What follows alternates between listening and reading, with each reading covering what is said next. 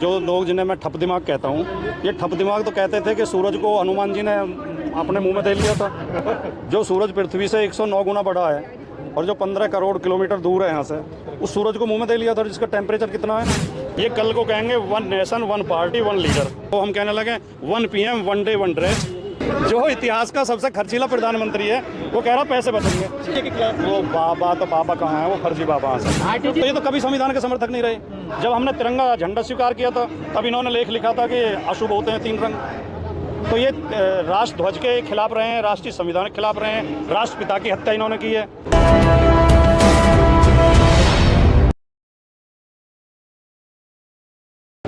ये चक्रपाणी तो एक दिन ये बता रहे थे कि चंद्रमा ने जो इंद्र का सहयोग किया था हिल्या की इज्जत लूटने में। चंद्रमा आया था धरती पे और मुर्गा बन के उसने बांग दी थी। तो ये जो हम ये जो भेजे हैं चंद्रयान वंद्रयान, उस खिलाफ FIR लिखवा, पहले तो उस रेप में उसके खिलाफ मुकदमा करें। लेकिन सर वो जो आजकल देखो सुनो, जो चंद्रयान हमारा गया है वो भारत की प्रगति का प्रतीक है। भारत के वैज्ञानिकों को बहुत बहुत बधाई। वैज्ञानिक शोधों से ये संभव हो पाया है, वरना ये तो लोग कहते थे, जो लोग जिन्हें मैं ठप दिमाग कहता हूँ, ये ठप दिमाग तो कहते थे कि सूरज को हनुमान जी ने अपने मुंह में दे लिया था। जो सूरज पृथ्वी से 109 गुना बड़ा है और जो 15 करोड़ किलोमीटर दूर है यहाँ से, उस सूरज को मुंह में दे लिया था, जिसका टेम्परेचर कितना है।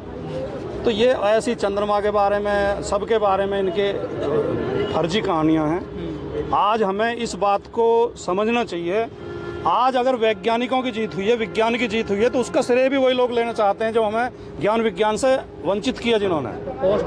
तो हमें इन फर्जी लोगों की बातों को, इनका बहिष्कार करके हमें वैज्ञानिकों की बात सुननी चाहिए और प्रगतिशीलता की ओर बढ़ना चाहिए। सर, एक देश एक चुनाव की जो चर्चाएं चल रही है, नोटिफिकेशन भी जारी हो चुका है, उसको लेकर आपकी पहली राय क्या होगी? क्या देश के अंदर एक चुनाव? मेरी पहली टिप्पणी ये है कि ये केवल शिगुफा है, ये कुछ नहीं करेंगे।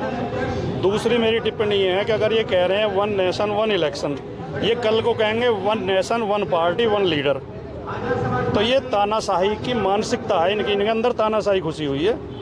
ये देश विभिन्नताओं का देश है, बहुत ढेर कल्चर हैं, अलग अलग प्रदेश हैं। अगर अलग अलग इलेक्शन होते हैं, लोकतंत्र जिंदा रहना चाहिए। तो पैसे बचा के अगर आप लोकतंत्र की हत्या करेंगे, कह रहे पैसे बचेंगे। जो प्रधानमंत्री दिन में 5 बार ड्रेस बदलता हो, हम कहने लगे 1 PM 1 डे 1 ड्रेस। जो इतिहास का सबसे खर्चीला प्रधानमंत्री है, वो कह रहा पैसे बचेंगे। स्वयं प्रसाद मौर्य जी कह रहे हैं कि हिंदू को धर्म नहीं है सर, काफी लड़ाई चल रही है। अगर देश के अंदर एक चुनाव एक साथ होता है तो विकास की गति रुक नहीं पाएगी, नेता अपने काम पर ध्यान नहीं। ये मोटे तौर पे तो देखने में सैद्धांतिक तौर पर सही लगता है और हम भी चाहते हैं कि अगर कोई ऐसा तरीका निकल आए, लेकिन व्यवहारिक नहीं है। हमारे जो संविधान है वो क्या कहता है कि जिस सरकार का बहुमत नहीं रहेगा वो सरकार गिर जाएगी, मध्यावधि चुनाव होंगे। अब जिन प्रदेशों में सरकारें गिरेंगी उनमें बाकी कार्यकाल के लिए क्या करोगे? या तो राज्यपाल शासन लगाना पड़ेगा, तो वो लोकतंत्र की हत्या होगी, या समय से पहले चुनाव कराओगे या सबके चुनाव कराओगे। तो इस पर कोई व्यवहारिक तरीका निकाला जाए, सबकी राय लेके। ये जल्दबाजी में नहीं हो सकता। जा रहा है, क्या अब पुरस्कार और शून्यकाल नहीं होगा, उसी से लगा। मैं लोकतंत्र के प्रति सम्मान इस सरकार में है ही नहीं। ये सारे रास्ते वो अपनाते हैं जिनसे लोकतंत्र सीमित हो। सर, आपकी पार्टी के जो मौर्य जी हैं वो कह रहे हैं कि हिंदू धर्म कोई धर्म ही नहीं है, उनको रोज गाली पड़ रही है सर उनको। नहीं, तकनीकी तौर पे तो उनकी बात सही है, लेकिन मैं इतना जरूर कहना चाहूँगा कि राजनीतिक लोगों को ऐसे विवादास्पद बयानों से बचना चाहिए। लेकिन बाबा ने कह दिया कि हम इनको जो है इनाम घोषित कर दिया उन पे मौर्य के खिलाफ। वो बाबा तो बाबा कहाँ है, वो फर्जी बाबा हैं सब। जी देश में जो चुनाव से ठीक पहले एक देश एक चुनाव की बात जो की जा रही है, इससे क्या सरकार की मंशा पर किसी तरीके का प्रश्न खड़ा हो जाता है? कौन सा चुनाव? ठीक लोकसभा विधानसभा चुनाव से पहले एक देश एक चुनाव की बात जो की जा रही है, इससे इस पूरे विषय को लेकर क्या सरकार की मंशा पर सवाल खड़े हो जाते हैं? नहीं, सरकार की मंशा तो ये है कि आजीवन यही बने रहें। ये इनके इन प्रकार कोई ना कोई ऐसा तरीका निकालते रहें कि सत्ता ना बदले, सरकार ना बदले। उसके लिए तो इन्हें कितना ही घुमाना फिराना पड़े, संविधान चेंज करना पड़े।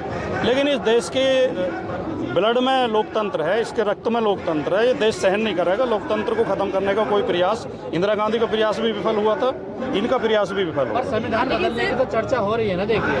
हाँ, चर्चा क्या खुलेआम कह रहे हैं वो तो कई बार। तो इन्हें इन सारी चीज़ों से तो दिक्कतें चाहते हैं। ये तो जब संविधान लागू हुआ था जो हमारा जो संविधान है 26 नवंबर 1949 को स्वीकार किया गया और उसके 2 दिन बाद 28 या 29 नवंबर के ऑर्गेनाइजर में उस समय इनके आरएसएस के जो प्रमुख थे गुरु गोलवलकर, उनका लेख था इस संविधान के खिलाफ।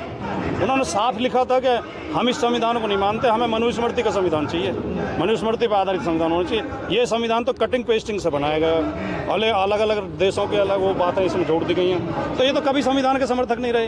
जब हमने तिरंगा झंडा स्वीकार किया था तब इन्होंने लेख लिखा था कि अशुभ होते हैं 3 रंग।